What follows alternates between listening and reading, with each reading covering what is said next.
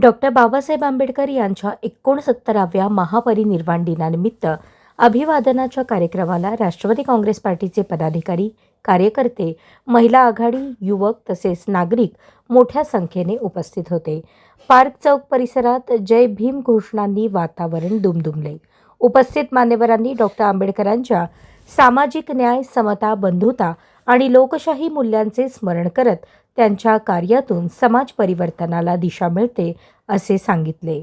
या अभिवादन कार्यक्रमात माजी परिवहन समिती सभापती आनंद मुस्तारे, प्राध्यापक श्रीनिवास कोंडी, ज्येष्ठ नेते दत्ता गायकवाड, माजी नगरसेवक गणेश पुजारी, प्रदेश सरचिटणीस शशिकांत कांबळे, ओबीसी सेलचे बसवराज बगले, जनरल सेक्रेटरी प्रमोद भोसले, ज्येष्ठ नागरिक संघाचे अध्यक्ष भरत साबळे, विविध विभागांचे पदाधिकारी उपस्थित होते. सर्वांनी एकत्रितपणे डॉक्टर बाबासाहेब आंबेडकरांना अभिवादन करून त्यांचे योगदान स्मरणात ठेवण्याचा संकल्प व्यक्त केला.